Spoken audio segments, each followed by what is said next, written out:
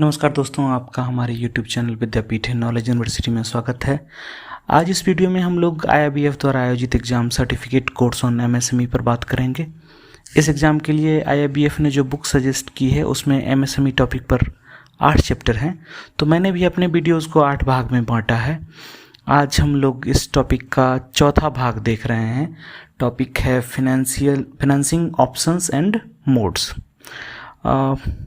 अगर आपने अभी तक पहले वाले वीडियोस को नहीं देखा है तो लिंक डिस्क्रिप्शन में है, मिल जाएगा आपको। तो चलिए आज का टॉपिक शुरू करते हैं, फाइनेंसिंग ऑप्शन एंड मोड्स। इसमें क्या क्या इंडेक्स है, क्या क्या हम लोग देखेंगे वो पहले देख लेते हैं। Major problems facing the MSME sector, why lend to MSME को क्यों लोन दें, डेब्ट फाइनेंस क्या होता है, इक्विटी फाइनेंस क्या होता है, हाइब्रिड कैपिटल क्या होता है, वेंचर कैपिटल क्या होता है, एंजल फंड्स क्या होते हैं, गवर्नमेंट स्कीम क्या है, फाइनेंसिंग ऑप्शंस के बारे में, क्रेडिट फैसिलिटीज़ के बारे में हम लोग जानेंगे। कॉमन गाइडलाइंस या इंस्ट्रक्शन क्या है for lending to MSME sector, इसके बारे में हम लोग जानेंगे। हम लोग फैक्टरिंग के बारे में जानेंगे, क्रेडिट प्रोसेस के बारे में जानेंगे, हम लोग जानेंगे ट्रेड्स के बारे में, और मल्टीपल चॉइस क्वेश्चन कुछ करने लास्ट में हम लोग। ठीक है, ये एग्ज़ाम पॉइंट ऑफ व्यू से काफ़ी इम्पोर्टेंट टॉपिक है और थोड़ा सा बड़ा टॉपिक है। जब आप बुक देखेंगे तो देखेंगे कि ये थोड़ा सा बड़ा टॉपिक है। अगर आप सिंसियरली इस वीडियो के साथ रहेंगे तो ये मैंने कोशिश की है कि आपको बहुत अच्छे से और पूरी बात बताया जाए। चलिए तो शुरू करते हैं इसी बात पे। सबसे पहले है कि major problem facing MSME sector. MSME sector कौन कौन से मेजर प्रॉब्लम फेस करते हैं। सबसे पहला है एक्सेस टू क्रेडिट।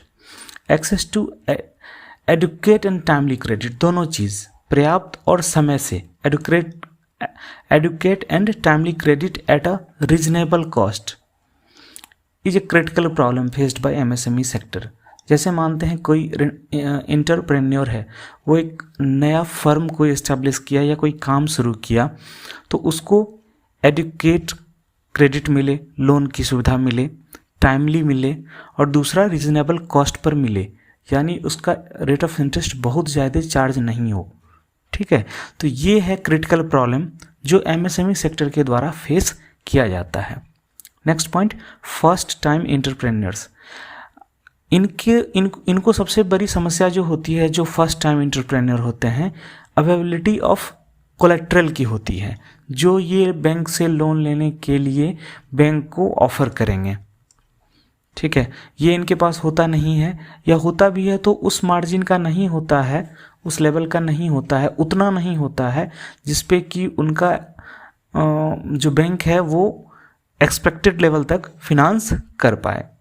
इंफ्रास्ट्रक्चर की समस्या होती है अगले पॉइंट के रूप में, इसको समझे तो अवेलेबिलिटी ऑफ इंफ्रास्ट्रक्चर। इंफ्रास्ट्रक्चर में क्या क्या, पावर, वाटर, रोड्स एट्सेट्रा।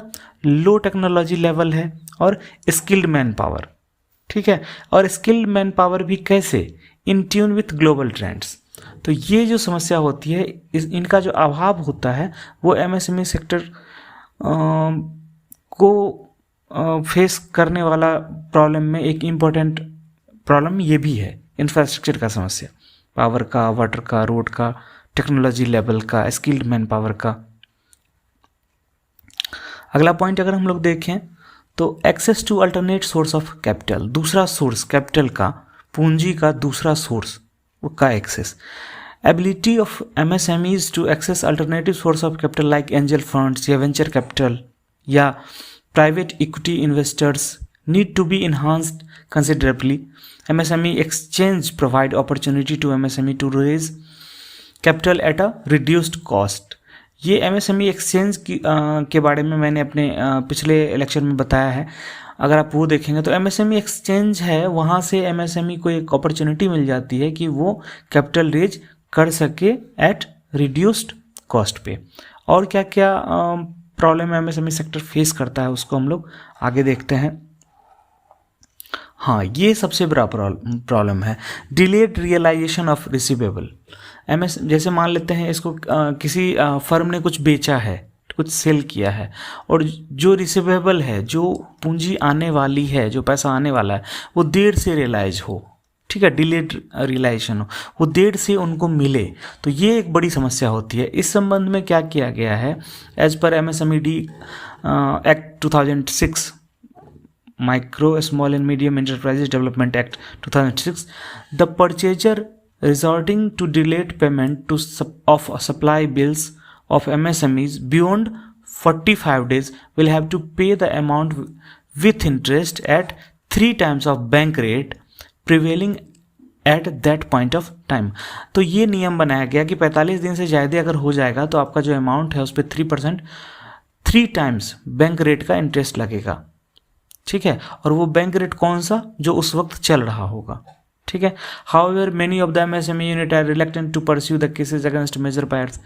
अब लेकिन ये तो गाइडलाइंस है, ये रूल्स बनाया गया सरकार के द्वारा इस एक्ट के अंतर्गत, लेकिन जो MSME सेक्टर होते हैं, जो यूनिट होते हैं, वो जो उनका परचेजर है, जो बायर है, उसके अगेंस्ट में ये नहीं ले जाना चाहते, मामले को आगे नहीं बढ़ाना चाहते, तो इनको पेनल्टी नहीं करवाना चाहते, क्योंकि अगर ऐसा होगा तो फिर उनके बायर्स टूटेंगे, उनके परचेजर्स नहीं आएंगे अगली बार इनसे खरीदने के लिए। तो ये एक समस्या है यहाँ पे।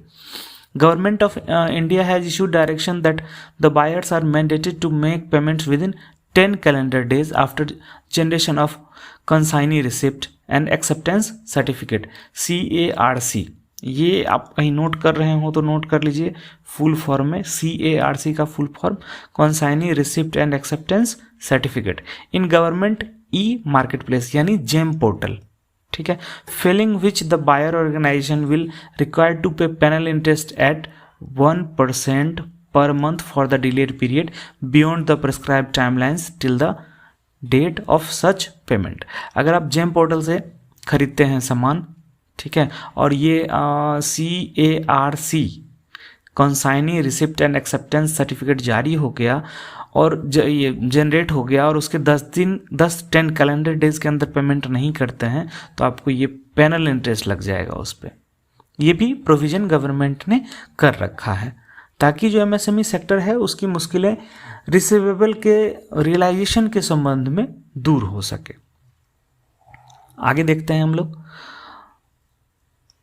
आगे है sickness of unit. Prolonged sickness leads to closure of the unit and unemployment of its workforce. कोई यूनिट लंबे समय से बहुत अच्छा परफॉर्म नहीं कर पा रहा हो तो वो लास्ट में जाके क्लोज हो जाता है।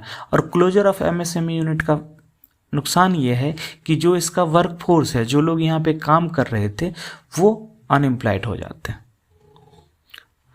Exit policy for MSME। Business's failure in India is viewed as a stigma which adversely impacts individuals' creativity and development in the country. The existing legislations may have to be toned up so as to provide an effective liquidation of non-viable business। जैसे एक business किया किसी ने, किसी entrepreneur ने नया business start किया, एक पॉइंट ऑफ टाइम पे जाके ये बिजनेस नहीं आगे बढ़ पा रहा है, तो उस वक्त सरकार को चाहिए कि इसको कुछ ऐसा प्रोविज़न लाए जिससे इसका इफ़ेक्टिव लिक्विडेशन हो पाए, इफ़ेक्टिव रैप अप हो पाए, ठीक है। तो उससे क्या हो जाएगा कि लोग जो नई चीज़ों को लेके आगे बढ़ते हैं, इंडिविजुअल्स क्रिएटिविटी जो होती है, ठीक है, वो एडवर्सली इम्पैक्टेड नहीं होगी। लोग नया नया सोच के कुछ नई चीज़ें करके अगर कुछ चीज़ों का के लिए MSME कोई यूनिट लगाते हैं तो वो फिर आगे कुछ कर पाएंगे। ऐसा अगर सरकार इस दिशा में कुछ काम करे तो ये मुश्किल जो MSME सेक्टर को फेस करनी पड़ती है वो दूर हो जाएगी। अभी तक हम लोग देख रहे थे MSME सेक्टर द्वारा फेस की जा रही मुश्किलें, ठीक है। आगे हम देखते हैं why lend to MSME। MSME को क्यों लोन देना चाहिए या उनको क्यों लैंड करना चाहिए, ठीक है। Win win situation for the banks, entrepreneurs and national economy. क्योंकि जो बैंक हैं वो लोन देना उनका एक प्रमुख काम है, ठीक है। तो अगर वो लोन देंगे किसी एंटरप्रेन्योर को और उससे एम्प्लॉयमेंट जनरेशन होता है, इस एंटरप्रेन्योर द्वारा जो MSME सेक्टर MSME फर्म बनाया गया तो उसमें अगर पैसा कमाता है, ये पैसा कमाएगा तो ये वापस बैंक को भी देगा, बैंक अपना पैसा इनको देगा, ये कुछ पैसा कमाएगा तो बैंक का भी रिपे करेगा। तो अगर ये फर्म चल रहा है तो बैंक अगर इसको लैंड करता है और ये चल रहा है तो ये वापस बैंक को भी दे पाएगा। इससे क्या फ़ायदा है? इससे फ़ायदा है कि ये विन विन सिचुएशन दोनों के लिए, बैंक का काम जो है वो भी हो रहा है और एंटरप्रेन्योर जो है उनका फर्म जो है वो भी चल रहा है। और जब ये दोनों सुचारू रूप से चलेंगे तो इस दोनों के सुचारू रूप से चलने से जो देश की इकॉनमी है, जो नेशनल इकॉनमी है, वो एक बेहतर रूप में ग्रो करेगी। तो ये win win situation for all है, इसलिए एमएसएमई सेक्टर को लैंड करना चाहिए, एमएसएमई सेक्टर को पैसे ऋण उपलब्ध करवाना चाहिए। ठीक है। रेगुलेटरी एंड इंफ्रास्ट्रक्चर सपोर्ट इनको मिलता है एमएसएमई सेक्टर को जब लैंड किया जाता है। The credit provided will enable them to acquire new technology and improve the quality of their products to meet the future needs. जब पैसा होगा तभी तो वो नया टेक्नोलॉजी एक्वायर कर पाएगा और इम्प्रूव कर पाएगा अपने प्रोडक्ट्स को, उनकी क्वालिटी को। इसलिए ज़रूरी है कि एमएसएमई सेक्टर को लैंड किया जाए। ठीक है। और to comply PSL targets, private sector lending targets, ये सरकार के द्वारा, ये गवर्नमेंट के द्वारा निर्धारित किया जाता है आरबीआई के थ्रू। तो ये जो टारगेट्स होते हैं बैंक के, ये भी पूरे होंगे क्योंकि सर्टेन टारगेट्स हैं एमएसएमई सेक्टर को इतना लैंड करना है बैंक को उस संबंध में, तो वो भी बैंक का जो टारगेट है वो भी पूरा होगा। तो इसलिए ये ज़रूरी है कि एमएसएमई सेक्टर को ऋण की उपलब्धता सुनिश्चित कराई जाए। तो why lend to MSME, I hope clear है आप लोगों का। जो नेक्स्ट टॉपिक है वो है डेट फिनांस। देखते हैं हम लोग डेट फिनांस क्या होता है। डेट फिनांस कन्वेंशनल लोन है, borrowing of money from through a traditional lender like a bank, या loan which has to be repaid with interest। Debt finance मतलब फिनांस किस बात का? डेट का, लोन का। कन्वेंशनल लोन जो आप जानते हैं, ठीक है, तो उसी में आ जाएगा, इसको बोलेंगे डेट फिनांस। फिनांस किस रूप में? लोन के रूप में, पैसा देना, उधार देना, पैसा देना, इसको बोल देंगे डेट फिनांस। इसमें चुकाया कैसे जाता है? जो मूलधन दिया होगा वो, और जो रिपे होगा वो विथ इंटरेस्ट होगा। ठीक है। दूसरा टर्म है इक्विटी फिनांस। इक्विटी फिनांस क्या होता है? इसमें equity finance involve selling A portion of equity in the company, यानी कंपनी का थोड़ा सा मालिकाना हक, portion of equity in the company, ये बेचा जाता है, ये दिया जाता है और उसके बदले पैसे लिए जाते हैं। ठीक है। यहाँ पे सिर्फ पैसे दिए गए थे लेंडर के द्वारा, जैसे मान लो बैंक लेंडर है यहाँ पे, तो बैंक के द्वारा सिर्फ पैसे दिए गए और जो लौटाना है वो जितने पैसे दिए गए वो, और उस पर इंटरेस्ट, ये लौटाना है। इस प्रक्रिया को बोलेंगे डेट फिनांस। इक्विटी फिनांस में क्या होगा? पैसे मिलेंगे लेकिन ए portion of equity in the company, ये देना पड़ेगा, ये बेचना पड़ेगा, सेल करना पड़ेगा और इसके एवज में आपको पैसे मिलेंगे। ठीक है। It seeks ownership in the company in exchange of money lend, यानी जो पैसे मिले आपको, ठीक है, वो एक्सचेंज के रूप में मिले। आपने बदले में क्या दिया? कंपनी का इक्विटी दिया, इक्विटी अर्थात ओनरशिप इन कंपनी दे दिया। ओनरशिप इन कंपनी दोगे और उसके बदले में आपको क्या मिला? पैसा मिला। ठीक है। अगर अभी आप शार्क टैंक देख रहे होंगे तो शार्क टैंक में यही बात है, इक्विटी फिनांस हो रही है। वहाँ पे भी है, डेट फिनांस भी है, थोड़ा बहुत डेट फिनांस भी वो लोग करते हैं, लेकिन मेजर जो पोर्शन है वो इक्विटी फिनांस है कि आपकी कंपनी का 20% लेके हम आपको इतना रुपया दे रहे हैं, 10% लेके इतना रुपया दे रहे हैं, 5% लेके इतना रुपया दे रहे हैं। तो वो उस कंपनी का मालिकाना हक एक्सचेंज करते हैं और उनसे पैसे लेते हैं। तो इक्विटी फिनांस समझने के लिए जो शार्क टैंक है वो अगर आप उसको देखते हैं और उसको समझते हैं तो आप इक्विटी फिनांस को अच्छे से समझ पाइएगा कि हो क्या रहा है। ठीक है। The main advantage of equity financing is that there is no obligation to repay the money acquired through it. चूंकि इस केस में क्या था, आपने कुछ दिया नहीं था, बैंक ने पैसा दिया and then you have to repay with interest. इस केस में एक्सचेंज हुआ है, आपने भी कुछ दिया है। क्या दिया? मालिकाना हक इन कंपनी, जिसको इक्विटी बोलेंगे, और उनसे लिया क्या? उधार, मनी लिया। तो अभी इस मनी को चूंकि आप दे चुके हैं ऑलरेडी, कुछ भी दिया है आपने, मालिकाना हक, इक्विटी, शेयर्स, ये दिया है आपने, तो आपको ये no obligation to repay the money है एक्वायर्ड थ्रू इट। जो पैसे आपको यहाँ मिले उसको रीपे करने की जो रीपे करने का जो ऑब्लिगेशन है वो नहीं है अभी फर्म को। ठीक है, I hope I am clear. तीसरा है हाइब्रिड कैपिटल। हाइब्रिड कैपिटल क्या कहते हैं, किसको कहते हैं? तो ये है combination of equity and debt. Equity यानी कंपनी का मालिकाना हक, डेट मतलब उधार, loan, with capacity to convert as equity at a particular growth stage of the company. This type of capital has both debt and equity feature. अगर आप ऊपर वाला समझ गए हैं तो इसमें सिर्फ इतना समझना है कि hybrid capital means equity plus debt दोनों की बात होगी, तो ये हो जाएगा हाइब्रिड कैपिटल। ठीक है, आगे देखते हैं venture capital. Venture capital it refers to independently managed and dedicated pools of capital that decides to put in an equity or equity linked investment in privately held high growth companies.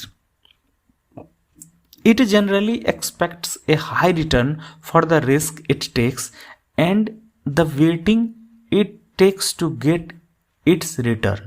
जैसे अभी तक हम लोग जो पैसा ले रहे थे वो किसी फर्म से ले रहे थे, ठीक है, जैसे यहाँ पे बैंक से ले रहे थे, यहाँ भी किसी फर्म से ले रहे थे, यहाँ पे दोनों इसी के बारे में बात थी।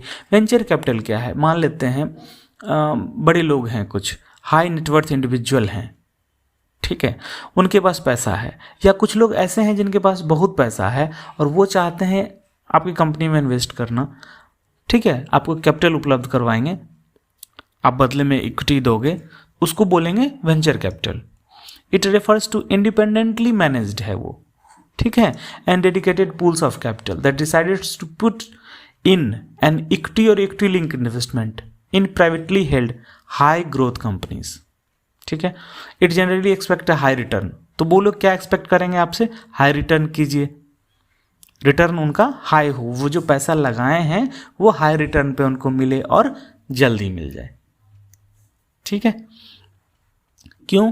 क्योंकि इसमें रिस्क है, कंपनी चलेगी नहीं चलेगी वो सारा कुछ देख के हालांकि वो पैसा लगाते हैं वेंचर कैपिटल, लेकिन ये मतलब यही है वेंचर कैपिटल का।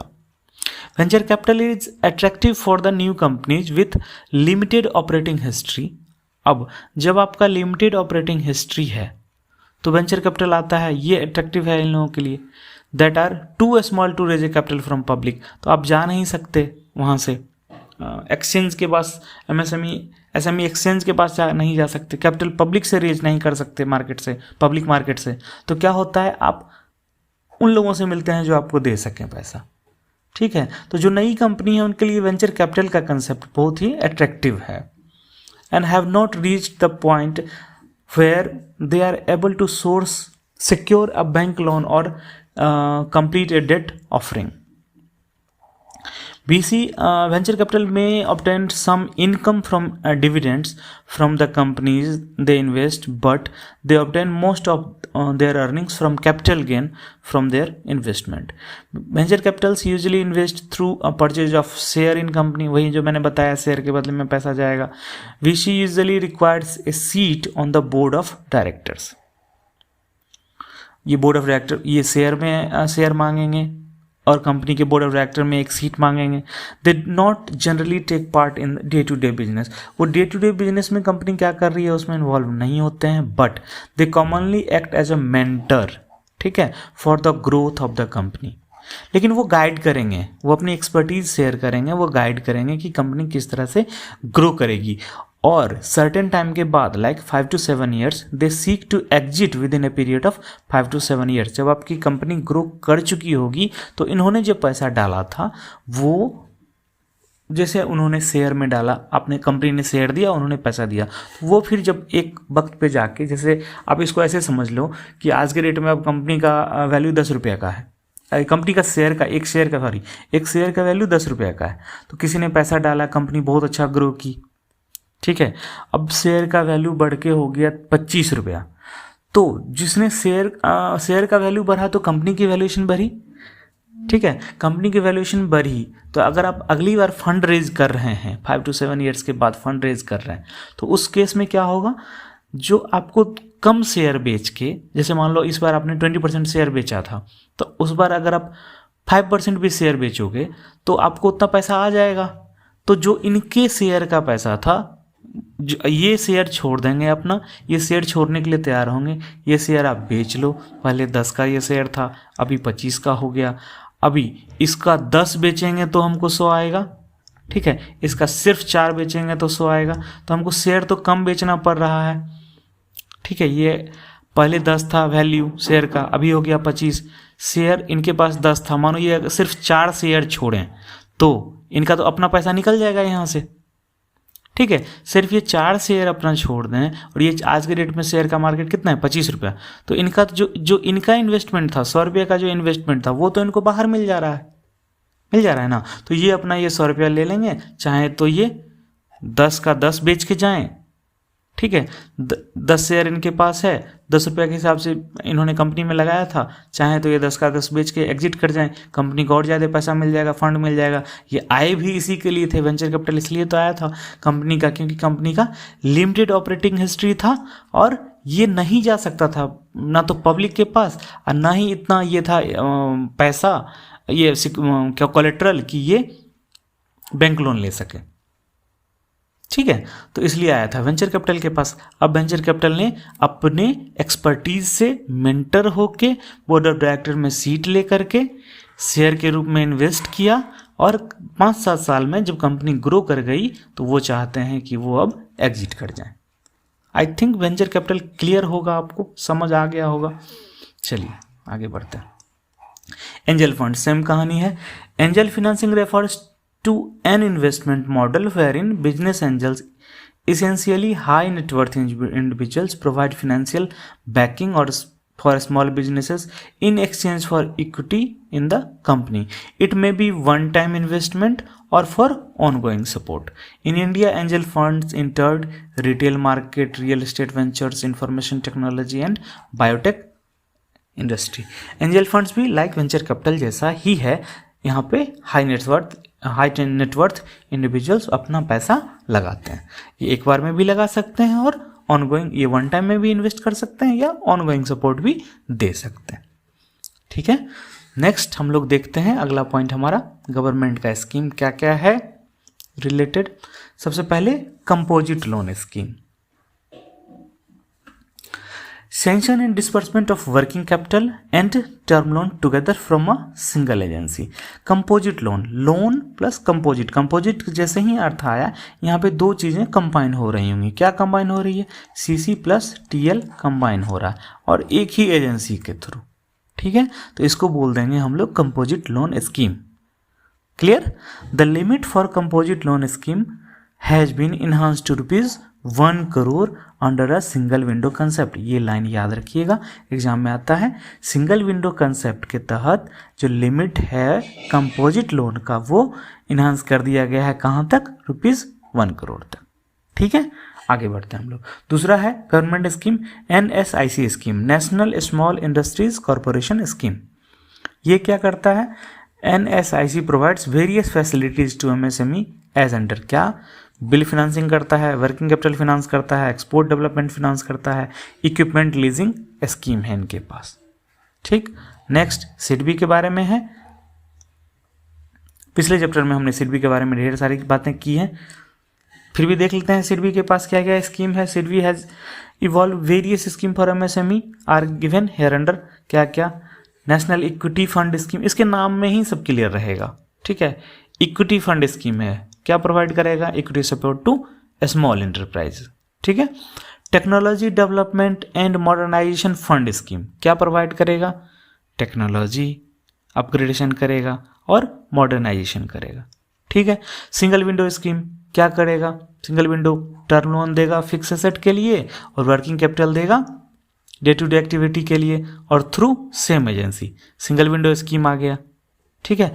कंपोजिट लोन स्कीम में क्या आ जाएगा, इक्विपमेंट, एंड इक्विपमेंट के लिए क्या होता है, टीएल, वर्किंग कैपिटल यानी सीसी, ठीक है। तो ये हो जाएगा composite loan. Mahila Udyam Nidhi scheme, it provides equity support to women entrepreneurs. Scheme for financing activities related to marketing, तो मार्केटिंग के केस में ये आपको क्या करेगा, क्या फाइनेंस देखते हैं, assistance for various marketing related activities such as marketing research, R&D, research and development, product upgradation, participation in trade fairs and exhibitions, advertising, branding, establishing distribution networks including showroom, retail outlet, warehouses, facilities, etc. तो जो marketing से जुड़ा हुआ activity है उसके लिए finance SIDBI के पास उपलब्ध है। स्कीम का नाम है scheme for financing activities related to marketing. Equipment अगर आपको खरीदना हो, इक्विपमेंट फिनांस स्कीम है फॉर एक्विजिशन ऑफ मशीनरी या equipment including diesel generated sets which are not related to any specific project. Venture capital scheme to encourage MSME ventures, ये भी है। ISO 9000 scheme to meet the expenses on consultancy, documentation, audit, certification fee, equipment required for obtaining ISO 9000 certification. तो इसके लिए भी सिडबी आपको देता है, लोन उपलब्ध करवाता है। माइक्रो क्रेडिट स्कीम क्या है? To meet the requirement of well managed voluntary agencies. जो नेक्स्ट सिडबी के बाद है वो है smallb.in। तो smallb.in है, ये भी इनिशिएटिव है सिडबी का ही। इसका काम क्या है? विच प्रमोट्स यूथ एंटरप्रेन्योर। अब जैसे इसके नाम से आप याद रहे smallb.in, ये नाम ही थोड़ा सा कैची लग रहा है, ये न्यू नेम लग रहा है, ठीक है। तो ये यूथ एंटरप्रेन्योरशिप के लिए, और ये क्या करता है? बिजनेस प्लान बनाने में, अंडरस्टैंडिंग पॉलिसीज, रेगुलेशन ये समझने में, गाइडलाइंस समझने में, पॉलिसी समझने में ये मदद करता है। ये सिडबी का इनिशिएटिव है smallb.in। ये साइट है, ये आप चेक कर सकते हैं। कोलेटरल फ्री लोन्स और CGTMSE, इसके बारे में बात करें तो एज पर RBI guidelines collateral free loan up to ₹10 lakh to units in micro and small enterprises sector is mandatory requirement. Mudra जो आप देते हैं 10 लाख तक, उसी के बारे में बात हो रही है, ठीक है। और bank also lends to MSME sector under CGTMSE up to ₹200 lakh यानी 2 करोड़ तक। Provides no collateral and obtained such as security other than primary security. 2 crore तक के लिए कोई आपको कोलेटरल नहीं चाहिए अगर आप CGTMSE का कवर ले लेते हैं। फिर नेक्स्ट जो पॉइंट है वो है PMEGP स्कीम के बारे में बात हो रही है। Ministry of MSME government of India has launch PMEGP on 15 August 2008 by merging 2 earlier schemes PMRY and REGP। तो PMRY और REGP, इसमें से PM इसका शुरू का रख लिया गया PM और इसका रख लिया गया EGP, तो ये दोनों को मिला दिया गया PMEGP, prime minister employment generation programme. ये 2 अलग अलग चल रहे थे पहले, बाद में इसको मर्ज कर दिया गया, ठीक है। Implemented by Khadi and village industry commission KVIC के द्वारा as a nodal agency at the national level. तो नोडल एजेंसी PMEGP का कौन है नेशनल लेवल पे? KVIC, Khadi and village industry commission. At state level through state KVIC directors, state Khadi and village industry boards KVIB and DIC and banks obviously. तो district industries centre, जिला उद्योग केंद्र और bank के द्वारा ये इंप्लीमेंटेड है स्टेट लेवल पे। क्या है? Maximum cost of project 25 lakh for manufacturing sector और 10 लाख फॉर सर्विस सेक्टर। याद रखते जाइएगा, 10 lakh for service sector. Maximum cost project cost क्या हो जाएगा इसका? Cost of project. एज क्या है? 18 साल से ऊपर का कोई भी इंडिविजुअल ले सकता है। एजुकेशन क्या चाहिए? 8वीं कक्षा पास चाहिए एटलीस्ट, अगर आपके प्रोजेक्ट का साइज 10 लाख से ज़्यादा मैन्युफैक्चरिंग में हो और 5 लाख से ज़्यादा का सर्विस सेक्टर में हो। अगर इससे कम का साइज है तो 8वां पास होना भी जरूरी नहीं, ठीक है। लेवल ऑफ फंडिंग किस तरह से है देखते हैं। Setting up new micro enterprises, category of beneficiary under PMEGP, area, location of project. अगर जनरल कैटेगरी का है तो बेनिफिशियरी का कंट्रीब्यूशन कितना होगा? 10%। और सब्सिडी क्या मिलेगा? अर्बन क्षेत्र में 15% और रूरल में 25%। अगर जो बोरोवर है वो स्पेशल कैटेगरी में है, जैसे SC ST OBC minority, women, ex serviceman, physically handicapped, north eastern region, hill and border area से आता है, तो उस केस में जो बेनिफिशरी का कंट्रीब्यूशन होगा वो प्रोजेक्ट कॉस्ट का 5% होगा और जो सब्सिडी होगी प्रोजेक्ट कॉस्ट का 25% होगा अर्बन एरिया में और 35% हो जाएगा रूरल एरिया में, ठीक है। आगे देखते हैं। हाँ, एक बार ले लिए PMEGP तो दूसरी बार नहीं ले सकते हैं, ऐसा नहीं है। सेकंड PMEGP का भी ऑप्शन है, बशर्ते कि आपने सही चलाया हो पिछला, ठीक है। तो इसमें क्या है, categories of beneficiary, all beneficiary, beneficiary का कंट्रीब्यूशन क्या होगा 10% होगा, और सब्सिडी क्या हो जाएगा, नॉर्मल केस में 15% हो जाएगा, और north eastern region and hill state में 20% हो जाएगा। ठीक है। मैक्सिमम कॉस्ट ऑफ प्रोजेक्ट क्या होगा, फॉर मैन्युफैक्चरिंग 1 करोड़, और सब्सिडी कितना उपलब्ध होगा 15 lakh normal, 20 lakh north eastern and hilly area में। फॉर सर्विस एंड ट्रेडर के लिए मैक्सिमम प्रोजेक्ट कॉस्ट कितना हो जाएगा 25 लाख का हो जाएगा। यहाँ पे सब्सिडी कितना उपलब्ध होगा 3.75 लाख, 375 लाख, ₹3.75 लैक्स ये उपलब्ध होगा नॉर्मली, और ₹5 लाख उपलब्ध होगा north eastern region and hill states में। ठीक है। बेनिफिशियरी का कंट्रीब्यूशन 10% होगा ऑल कैटेगरीज के लिए। एलिजिबल बेनिफिशियरी कौन कौन है वो देख लेते हैं हम लोग। ऑल एग्जिस्टिंग लोन PMAGP या Mudra scheme whose margin money claim has been adjusted and first loan availed have been repaid in the stipulated time. पहला लोन से, इसका ऐसे सीधे समझ लीजिए एक लाइन में, पहला लोन अच्छे से चलाया है, टाइमली बंद कर दिया है, इसका मार्जिन मनी जो था वो क्लेम वो एडजस्ट हो चुका है, दूसरा लोन के लिए एलिजिबल होगा। ठीक है। साथ ही unit is making profit for last 3 years। अगर सब कुछ अच्छे से चलाया है तो ऑब्वियसली प्रॉफिट भी होना चाहिए, अगर बाकी कुछ बुरा नहीं हो तो लास्ट 3 year में प्रॉफिट है इसका। रजिस्ट्रेशन ऑफ उद्योग आधार मैंडेटरी है।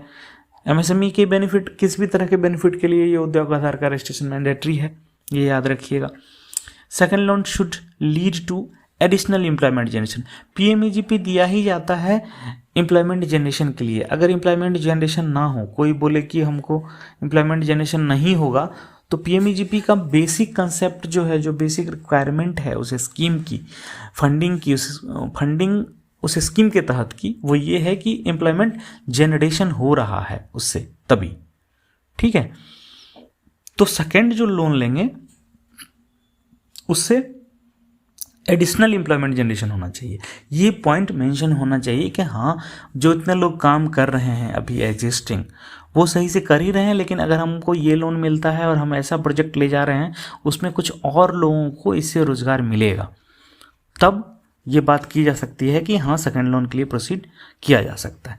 Implementing agency again national level पे वही है, KVIC है, सिंगल नेशनल लेवल की नोडल एजेंसी है। PMAGP के नॉर्मल में भी आप देखिएगा तो नोडल एजेंसी नेशनल लेवल की KVIC ही है। वीडियो पसंद आ रहा हो तो बीच बीच में आप लोग लाइक का बटन दबा सकते हैं। कोई चीज़ पूछना है, कोई मन में क्वेरी आ रही हो तो आप नीचे कमेंट बॉक्स में लिख दीजिए, मैं रिस्पॉन्ड कर दूंगा उसको। एक आपको याद होगा, एक आया था PSB लोन इन 59minutes.com, ये पोर्टल है। ठीक है। किस बारे में है या इसके बारे में क्या क्या है वो देख लेते हैं। पोर्टल फॉर कॉन्टैक्टलेस, यहाँ पे कॉन्टैक्टलेस ये पोर्टल है, और कॉन्टैक्टलेस अप्रूवल के लिए in principle approval of MSME loans up to ₹5 crore, ये इंपॉर्टेंट, अप टू ₹5 करोड़। ठीक है। यहाँ पे पूरा ये सैंक्शन नहीं मिलता है, ये इन प्रिंसिपल अप्रूवल मिलता है। ठीक है। It eliminates middle man and creates a transparent self service regime. ठीक है। मिडिल मैन की ज़रूरत नहीं है, डायरेक्ट खुद आप बैठे, अगर आप टेक सेवी हैं तो खुद घर बैठे आप ये चीज़ें कर सकते हैं, इस पोर्टल पे अप्लाई कर सकते हैं फॉर लोन। क्या क्या है वो आगे बताता हूँ।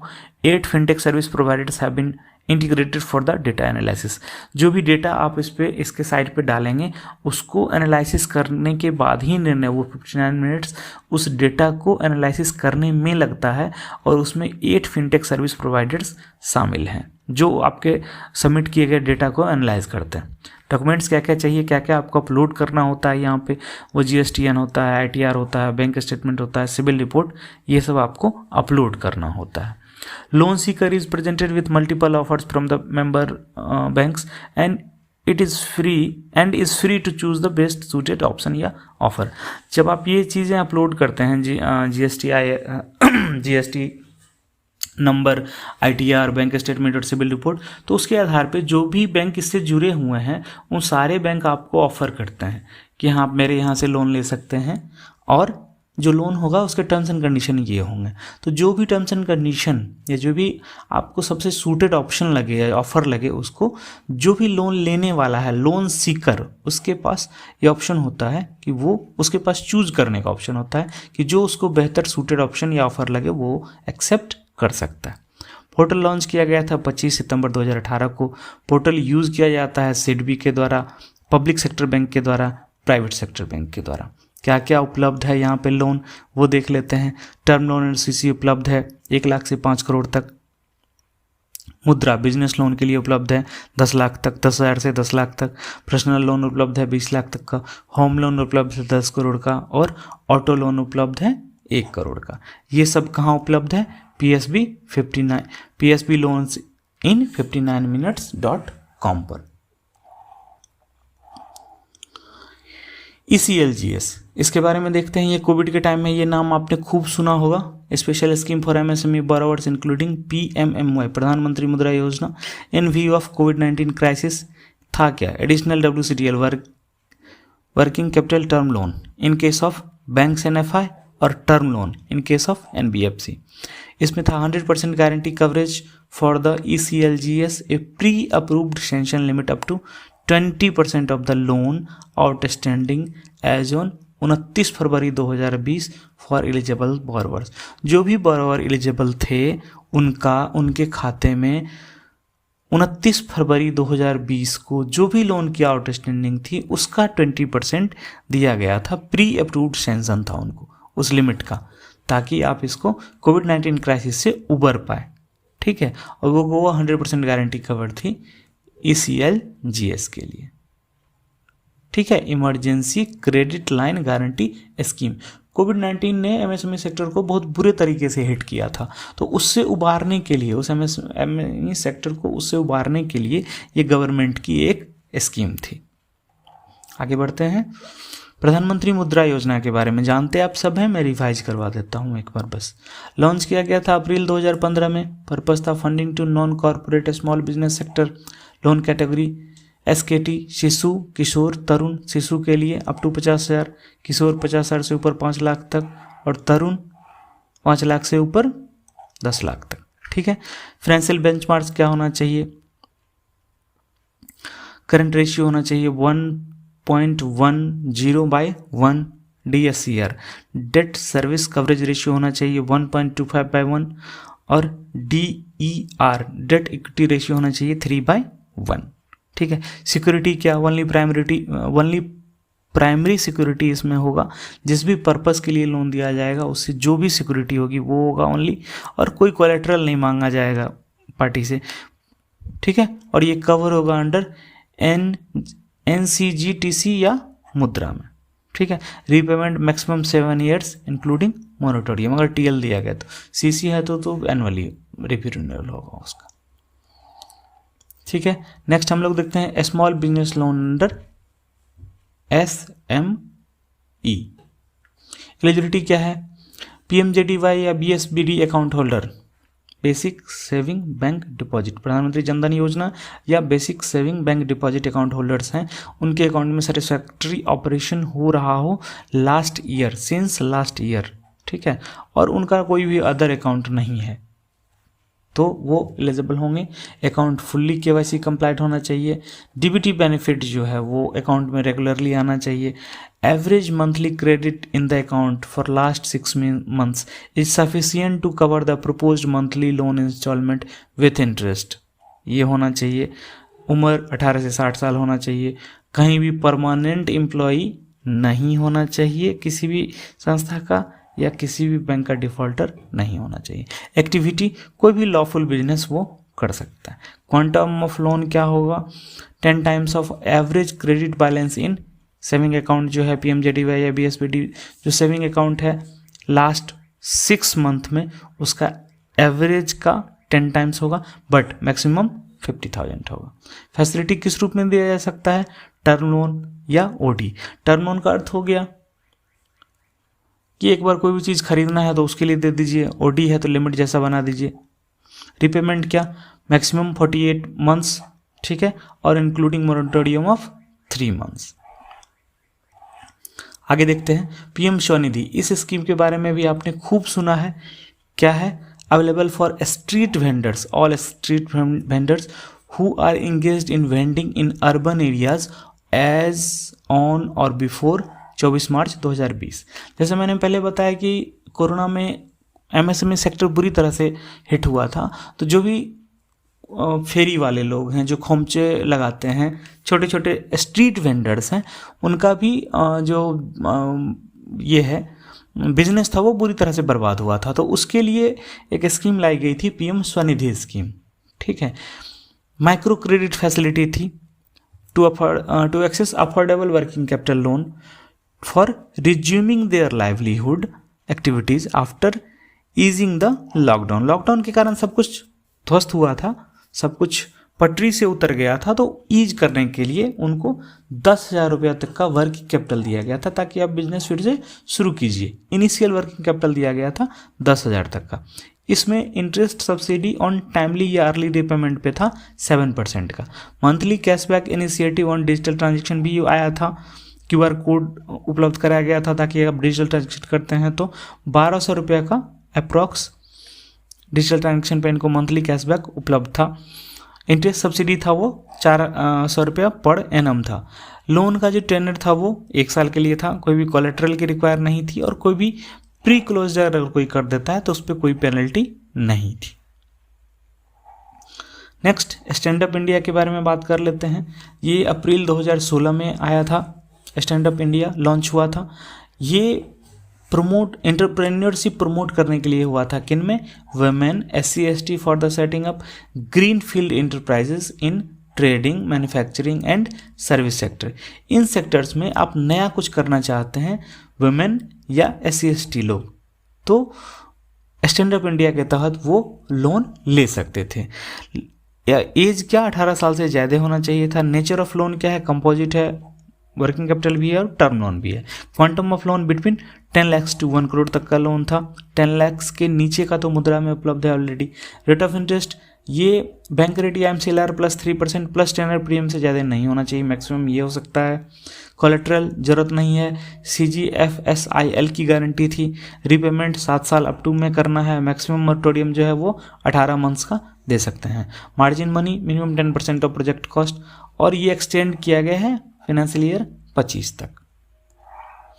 आगे देखते हैं हम लोग। ओके, तो जो अगला टॉपिक है वो है क्रेडिट फैसिलिटीज़। क्रेडिट फैसिलिटी किस तरह की है, हम लोग इस पे बात करते हैं। क्रेडिट फैसिलिटीज़ 2 तरह की हो सकती है, एक फंड बेस्ड, दूसरा non fund based. Fund based का अर्थ ही हुआ जहाँ पे पैसा लग रहा है, तुरंत पैसा दिया जा रहा है। ठीक है। नॉन फंड बेस्ड जहाँ पे इमीडिएट पैसा नहीं दिया जा रहा है। ठीक है। फंड बेस्ड में क्या हो जाएगा? लोन ये disburse by the way of single debit या स्टेज वाइज डेबिट। जैसे मान लेते हैं आप पेंशन लोन लेते हैं। ठीक है। पेंशन लोन में क्या होता है? एक बार में दे दिया जाता है, सिंगल डेबिट में पैसा निकल जाएगा। एजुकेशन लोन लीजिएगा तो उसमें क्या हो जाएगा? स्टेज वाइज डेबिट होगा। होम लोन लीजिएगा, स्टेज वाइज डेबिट होगा। ठीक है। ये लोन हुआ, ये पैसा एक बार आएगा, फिर आपको EMI देना है। Overdraft, customer is allowed to drawn beyond the credit balance in the account. यानी किसी के अकाउंट में 500 रुपया है लेकिन आपने उसको ओवरड्राफ्ट कर दिया है, तो ये 500 तो निकाल ही सकता है। इसके बाद भी जैसे मान लो आप 200 रुपया का आपने ओवरड्राफ्ट कर दिया, तो ये 500 तो निकाल ही सकता है, ये 200 भी निकाल सकता है। तो ये 500 के ऊपर, बैलेंस के ऊपर निकाल पा रहा है, इसको बोलते हैं ओवरड्राफ्ट। ठीक है। Cash credit, bank establish a credit limit and allows the customer to borrow money up to the certain limit. इसमें क्या है कि बैंक आपको एक लिमिट तय कर देता है, बहुत सारे पैरामीटर्स हैं उसको जज करके कि ये आपका लिमिट है। ठीक है। ये आपके खाता में, ये आपका जो लोन का खाता है उसमें दिखाएगा क्रेडिट। ठीक है। अब आप इसमें से इतना निकाल लेते हैं, इतने की जरूरत, इतना निकाल लिया, तो ये इतना जो पोर्शन है वो आपको दिखाएगा डेबिट, और जो ये पोर्शन है वो दिखाएगा क्रेडिट। यानी ये अभी उपलब्ध है और ये आपने निकाला है। आप टोटल इतने को, इतना लिमिट को अवेल कर सकते हैं। ठीक है। Bank establish a credit limit, ये आपके एक लिमिट बना देता है, और आप उस लिमिट के, जैसे मान लो 5 लाख का लिमिट बना दिया बैंक, तो 5 लाख में से आप चाहो तो 1 लाख निकालो, 2 लाख निकालो, 3 लाख निकालो, 4 लाख निकालो, या 5 लाख तक आप निकाल सकते हो, फिर जमा कर सकते हो, फिर निकाल सकते हो, फिर जमा कर सकते हो। ठीक है। Bill finance, finance is made available to the customers against bills drawn by them on their clients for goods supplied or service rendered. सब आप डे टू डे में करते ही हो, ज़्यादा कुछ बताने की ज़रूरत है नहीं, मैं बस रिवीजन के पर्पज़ से आपको एक बार ये बता दे रहा हूँ। नॉन फंड बेस्ड, जैसा मैंने बताया था, advance which do not involve immediate deployment of funds at least at the initial stage, though in certain exigency and contingency funds are involved. शुरू में फंड का डिप्लॉयमेंट नहीं होता है, लेकिन बाद में फंड आ सकता है, फंड का डिप्लॉयमेंट हो सकता है। ठीक है, इसमें क्या क्या आता है? इसमें पहला आता है बैंक गारंटी, इसमें आता है एलसी एंड बीजी। ठीक है, bank guarantee and letter of credit. पहले देख लेते हैं हम लोग BG, bank guarantee. A contract to perform the promise और discharge the liability of a third person in case of default. Bank guarantee यानी बैंक की गारंटी, बैंक किसी भी पार्टी के बारे में कोई गारंटी दे रहा है कि हाँ इनका फाइनेंशियल हेल्थ यह है और यह इस काम को कर सकते हैं, एक बात। दूसरा, बैंक बता रहा है कि हाँ ये आप जो कॉन्ट्रैक्ट इनको दे रहे हो ये काम कर पाएंगे, वो भी एक तरह की गारंटी है, बैंक की गारंटी है। ठीक है, तो हम लोग देखते हैं क्या करके। बैंक गारंटी 3 तरह का है, एक है फाइनेंशियल गारंटी, दूसरा है परफॉर्मेंस गारंटी, तीसरा है deferred payment guarantee. Deferred payment guarantee actually financial guarantee ही है, वो देखते हैं आगे हम लोग। Bank guarantee of the customers financial worth and credit worthiness and his capacity to take up financial risk. ठीक है, guarantee issued in respect of constituents liability such as guarantees favouring tax, customs, excise, court authorities in respect of disputed claims, payment of taxes, customs and excise. Performance guarantee की बात करें, issues on behalf of constituents guaranteeing their performance as per the contract entered into, the performance of machinery supplied, due discharge of other contractual obligation undertaken, etc. Guarantee covering securing security deposit, earnest money, bid, bond या advance payment, mobilisation advance etc. मतलब कोई भी जिसके behalf में ये दिया जा रहा है कि हाँ ये आदमी ये काम, जैसे ये अमूमन जैसे मान लेते हैं कोई ठेका मिलता है पुल बनाने का, तो हाँ ये पुल बना सकते हैं। ठीक है, नहीं बनाएंगे तो ये इनके पास ये कैपेसिटी है कि ये पुल बना सकते हैं। वो कैसे तय करता है कि उनके पास वो फंड है, वो सारी चीज़ें हैं, ये अपना जो डिस्चार्ज है ड्यूटी का या जो कॉन्ट्रैक्ट आप ले रहे हैं उसको पूरा कर पाएंगे। ठीक है, तो वो गारंटी देता है बैंक, तो वो आता है परफॉर्मेंस गारंटी में। डेफर्ड पेमेंट गारंटी क्या है वो देखते हैं। सेम है, पेमेंट गारंटी, पेमेंट की गारंटी, और ये है डेफर्ड यानी बाद में। DPG which are a financial guarantee is a way of raising long term resource for acquiring fixed asset या capital goods by securing guarantee of repayment of principal and interest from his banker to the supplier of capital goods for the supplier's credit. It offers the exporter for a deferred period or a certain time period. यानी ये आदमी कुछ दिनों के बाद या आपको पैसा मिल जाएगा, उसी चीज़ की गारंटी है ये। ठीक है, डेफर्ड पेमेंट की गारंटी जब हो, डेफर्ड मतलब दूर आगे बढ़ाया गया, पेमेंट की गारंटी बाद में पेमेंट देंगे उस बात की गारंटी। सिंपल शब्दों में अगर कहें तो वो है डेफर्ड पेमेंट गारंटी। नेक्स्ट देखते हैं हम लोग लेटर ऑफ क्रेडिट क्या होता है। It is a written undertaking given by the bank on behalf of purchaser to the seller to make payment of stated amount on presentation of stipulated documents and fulfillment of all the terms and conditions incorporate therein।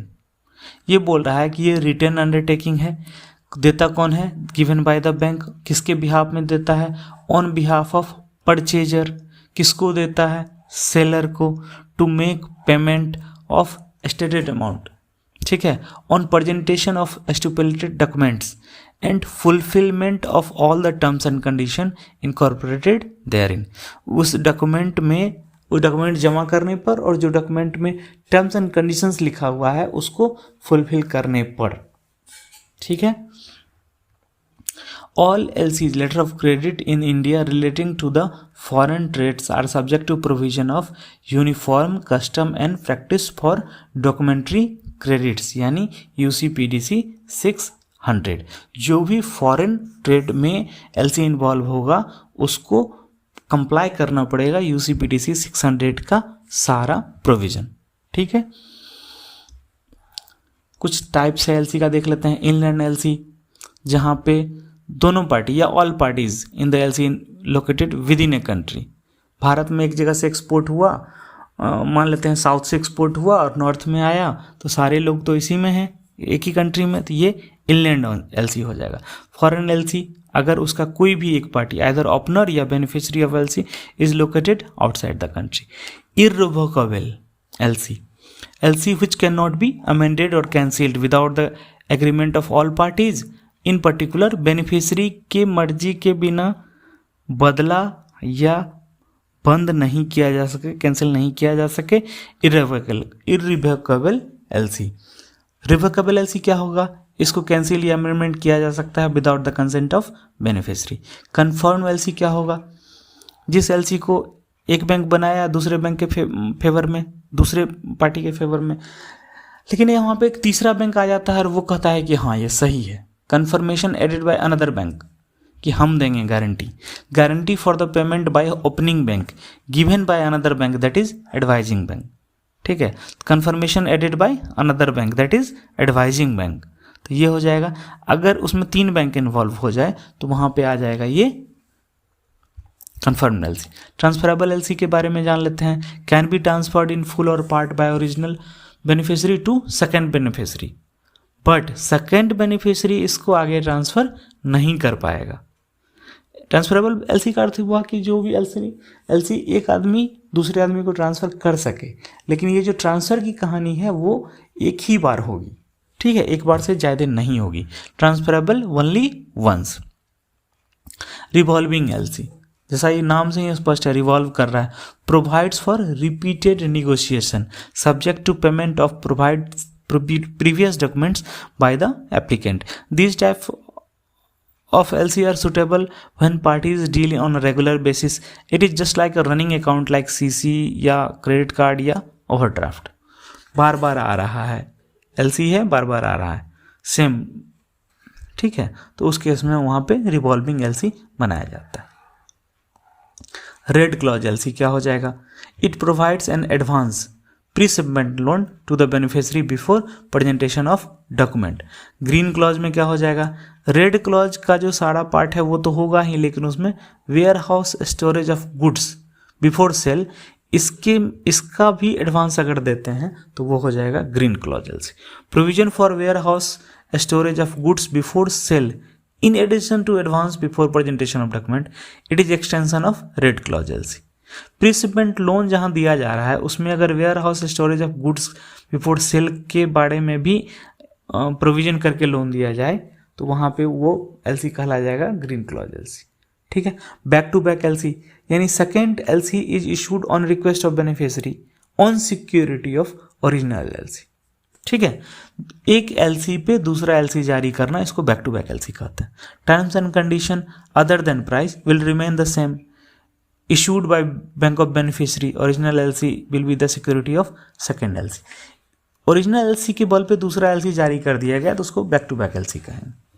ठीक है, LC clear है? चलिए देखते हैं next. Common guidelines या instruction for lending to MSME sector क्या है? मोटा मोटा गाइडलाइंस क्या क्या है वो देख लेते हैं। Bank have been advise to mandately acknowledge all the loan application. Acknowledgement जरूरी है। ठीक है, सबमिटेड बाय मैनुअली या ऑनलाइन, किसी भी तरह से सबमिट हो by MSME borrower and ensure a running serial number on application form as well as on the acknowledgement receipt. Acknowledgement जरूरी है, उस पर एक एप्लीकेशन का रनिंग सीरियल नंबर होना चाहिए और जो एक्नॉलेजमेंट रिसिप्ट होगा उस पर भी वो नंबर होना चाहिए। ठीक, reason for rejection of loan applications for all categories of borrower irrespective of any threshold limit to be conveyed. अगर आप कोई भी लोन एप्लीकेशन रिजेक्ट कर रहे हो तो उसका रीजन स्पेसिफाई होना जरूरी है। In case of reason of proposal relating to export या SC/ST applicants under MSME shall be refer to next higher authority. अगर कोई ब्रांच हेड किसी एक्सपोर्ट प्रपोजल को या किसी एप्लीकेंट हैं SC/ST कैटेगरी के, उनके एप्लीकेशन को जो MSME सेक्टर के तहत मिला हो, रिजेक्ट करना पड़ रहा हो किसी भी कारण से, तो वो डायरेक्ट रिजेक्ट नहीं करेंगे, वो रेफ़र करेंगे अपने हायर अथॉरिटी को कि ये मैटर है, इसको इस वजह से रिजेक्ट किया जा सकता है, कृपया आप निर्णय लें। तो जो रिजेक्शन का निर्णय होगा वो हायर अथॉरिटी के द्वारा, नेक्स्ट हायर अथॉरिटी के द्वारा लिया जाएगा। कौन से केस में? एक्सपोर्ट एंड SC/ST एप्लीकेशन के केस में अंडर MSME। कोलेटरल के बारे में कई बार बातें हो चुकी हैं। 10 लाख तक कोई कोलेटरल नहीं है, मुद्रा वाला स्कीम वाली कहानी है। कंपोजिट लोन 1 करोड़ तक होगा, सिंगल विंडो कंसेप्ट में ये हो चुकी है। PSB have been advise to open, हाँ ये इंपॉर्टेंट है, PSB have been advise to open at least 1 specialised branch in each district. MSME branch एक खोलना पड़ेगा सभी डिस्ट्रिक्ट में। ठीक है, आगे हम लोग देखते हैं। जो हमारा अगला टॉपिक है वो है फैक्टरिंग। छोटा सा टॉपिक, छोटे में इसको समझाएंगे। Factoring involves the purchase of book debts और receivables of either a commercial organisation और इंडस्ट्रियल यूनिट।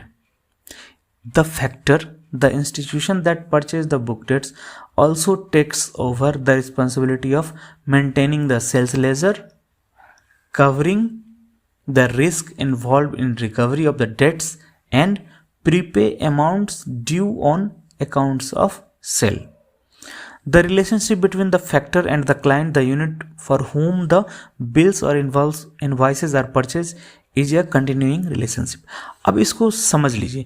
जैसे यहाँ पे एक बैंक है, एक फर्म है ABC एंड कंपनी, तो या ABC लिमिटेड, तो ABC लिमिटेड का कुछ पैसा आना है। ABC लिमिटेड ने कुछ काम किया है, कुछ चीज़ें सेल करी हैं, उसका पैसा आना है, वो हुआ बुक डेट्स या रिसीवेबल्स, वो हुआ रिसीवेबल्स, उसको मिलने वाले पैसे हैं।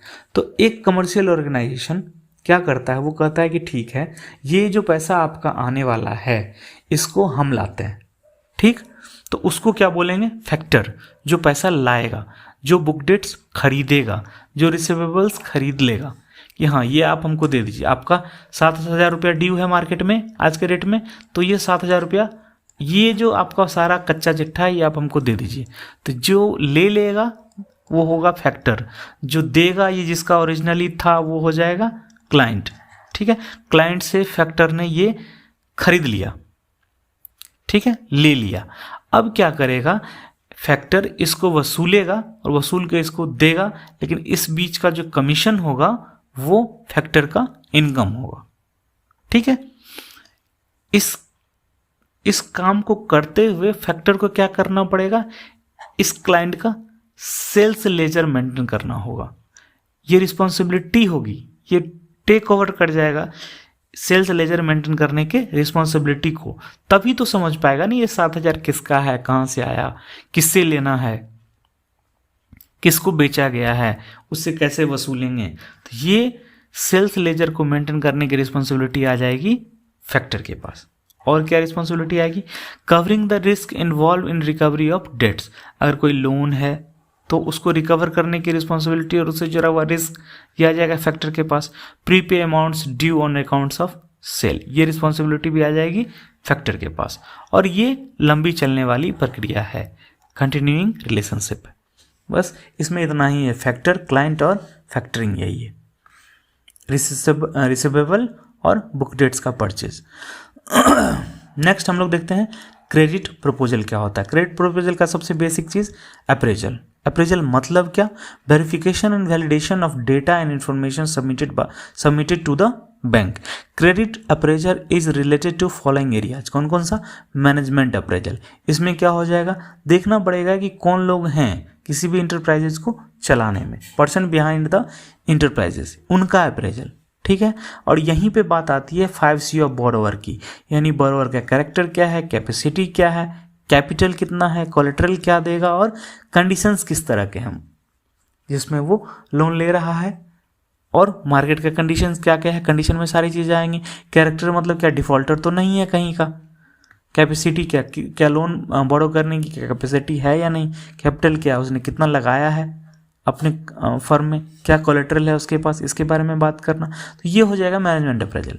टेक्निकल अप्रेजल के बारे में बात करें तो बेसिक इंफ्रास्ट्रक्चर क्या है, लाइसेंसिंग के बारे में, रजिस्ट्रेशन का क्या है पोजीशन, रॉ मटेरियल कितना है, स्किल्ड या अनस्किल्ड लेबर कितना है, इसके बारे में जब एसेस करते हैं, अप्रेज करते हैं, तो ये हो जाएगा टेक्निकल अप्रेजल। फाइनेंशियल अप्रेजल के बारे में बात कर लें, यानी बैलेंस शीट के बारे में बात कर लेते हैं, प्रॉफिट लॉस अकाउंट के बारे में, कैश फ्लो के बारे में, रेशियो एनालिसिस करते हैं, इसको रखा जाता है फाइनेंशियल अप्रेजल। ठीक है। इकोनॉमिक अप्रेजल क्या होगा, जो ये फर्म है, ठीक है, वो इकोनॉमी के टुवर्ड्स कितना कंट्रीब्यूट कर पाएगी, उसके बारे में बात करेंगे, तो ये हो जाएगा इकोनॉमिक अप्रेजल। मार्केट अप्रेजल मतलब डिमांड क्या है, जो प्रोडक्ट बन रहा है उसका डिमांड क्या है, सप्लाई कितना है, डिस्ट्रीब्यूशन क्या होगा, प्राइसिंग क्या होगा, एक्सटर्नल फोर्सेस क्या क्या होंगे, ठीक है, उसके बारे में अगर हम लोग बात करते हैं तो ये हो जाएगा मार्केट अप्रेजल। इन्वायरमेंटल अप्रेजल क्या, कि जो प्रोडक्ट है उसका इन्वायरमेंट पे क्या इम्पैक्ट है, ठीक है, और इन्वायरमेंट का प्रोजेक्ट पे क्या इम्पैक्ट है, दोनों चीज़। जैसे हम एक ऐसे जगह पे ऐसे जगह जैसे जहाँ पे पानी की उपलब्धता नहीं है और हम जो प्रोजेक्ट बना रहे हैं उसमें पानी की मात्रा बहुत ज़्यादा चाहिए, तो वहाँ पे अगर हम वो प्रोडक्ट बना रहे हैं तो उस प्रोडक्ट की जो वायबिलिटी होगी वो बहुत कम हो जाएगी। सिमिलरली अगर हम ऐसा प्रोडक्ट बना रहे हैं जो उस एरिया में नहीं बिकेगा और बहुत दूर जा कर के बिकेगा, तो फिर उसका जो पैकिंग, लोडिंग, अनलोडिंग, ये एक्सपेंसेस जो होगा वो ज़्यादा होगा, तो उसके बारे में जो बात किया जाएगा, ठीक है, वो होगा इन्वायरमेंटल अप्रेजल में। The factors which may affect A project include the water, air, land, sound, geographical location. तो इस सब के बारे में अगर हम बात करेंगे तो ये आ जाएगा इन्वायरमेंटल अप्रेजल में। तो कोई भी प्रपोजल को हम लोग इन पैरामीटर्स पे अप्रेज करते हैं, ठीक है। क्रेडिट प्रोसेस का पहला पार्ट। क्रेडिट प्रोसेस का दूसरा पार्ट है असेसमेंट। असेसमेंट में क्या क्या करते हैं, कितना लोन देंगे, इसको असेस करने को बोलते हैं assessment. Banks are using various method of credit assessment like Tandon committee recommendation, first method of lending, second method of lending, Nayak committee recommendations, जिसको टर्नओवर मेथड भी कहते हैं, कैश बजट मेथड, ठीक है। सिडबी क्या किया है, ये डेवलप किया है एक software for credit appraisal and rating tool, cart के नाम से, ठीक है। और इसमें 100 लाख तक का जो प्रपोजल है term loan and working capital का, 100 लाख तक का यानी 1 करोड़ तक का, वो प्रोसेस किया जा सकता है असेसमेंट के बारे में। सैंक्शन के बारे में मालूम है, डॉक्यूमेंटेशन करते हैं मालूम है, डिसबर्समेंट भी आपको मालूम है, मैं इस पर बात नहीं कर रहा अभी इस पर आज, ठीक है। ट्रेड्स के बारे में देख लेते हैं हम लोग। TReDS is a electronic platform for facilitating the financing या discounting of trade receivables of MSME through multiple financiers. Receivable Exchange of India Limited (RXIL) is a joint venture promoted by SIDBI and NSE. RXIL operates the trade platform as per trade guidelines issued by RBI. इसमें participant कौन होंगे, seller, buyer और फिनांसर्स। Seller कौन होगा, MSME। Buyer कौन होगा, corporate, government department and PSU। Scheme क्या है, discounting of both invoice as well as bill of exchange. ये होता कहाँ है, ट्रेड्स पे, इलेक्ट्रॉनिक प्लेटफॉर्म, ठीक है। जो ट्रेड्स के बारे में इंपॉर्टेंट पॉइंट है वो यहां लिखा हुआ है। Next priority sector lending. Priority sector lending पे मेरा शॉर्ट एक सेपरेट वीडियो अवेलेबल है इस चैनल पे, आई बटन पे अभी आपको दिख रहा होगा, ठीक है, वो आप देख सकते हैं। यहाँ पे प्रायोरिटी सेक्टर लैंडिंग पूरा उसमें कंप्लीट है, आप उसको देख लीजिए एक बार जरूर, तो वो आपका हेल्पफुल हो जाएगा। चलिए इस तरह से हम लोग का ये टॉपिक एंड हुआ। कुछ क्वेश्चन कर लेते हैं हम लोग जल्दी जल्दी। मल्टीपल चॉइस क्वेश्चन पहला, what is hurt money. Hurt money किसको कहते हैं, बताइए आप लोग। हर्ट मनी है इक्विटी। दूसरा देखते हैं हम लोग, करंट रेशियो क्या होता है, current asset by current liability, ये होता है करंट रेशियो।